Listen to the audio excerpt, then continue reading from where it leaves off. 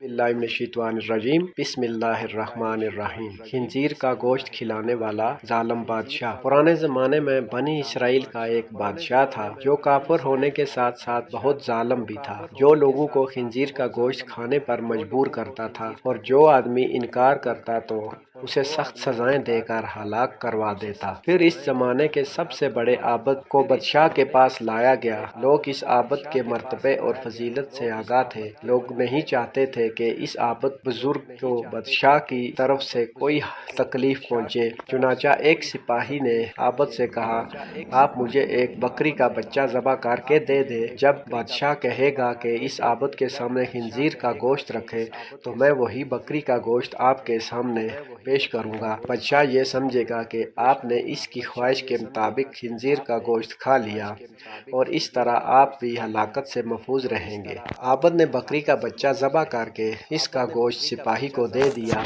जब आबद को बादशाह के सामने लाया गया तो बादशाह ने हुक्म दिया कि खिंजीर का गोश्त लाया जाए। मंसूबे के मुताबिक तो इस सिपाही ने बकरी का गोश्त आबद को पेश किया। बादशाह ने कहा, मेरे सामने खिंजीर का गोश्त खाओ। आबद ने कहा, हरगिज नहीं खाऊंगा। ये सुनकर सिपाही ने इशारे से बताया कि ये वही गोश्त है, बकरी का गोश्त है जो आपने दिया था, आप बिला झिझक खा लें। लेकिन आबद ने बादशाह के सामने वो गोश्त खाने से इनकार कर दिया। जालिम बादशाह ने सिपाहियों को हुक्म दिया कि इसे कत्ल कर दें। जब आबद को कत्ल के लिए ले जाने लगे तो वही सिपाही करीब आया और कहा, आपने गोश्त क्यों ना खाया? वाह खुदा, ये वही गोश्त था जो आपने दिया था। आबद ने कहा, ऐसी कोई बात नहीं, बल्कि मैं इस बात से डर गया था कि लोग मेरी वजह से फितना में मुब्तला हो जाएंगे, क्योंकि जब भी खिंजीर का गोश्त खाने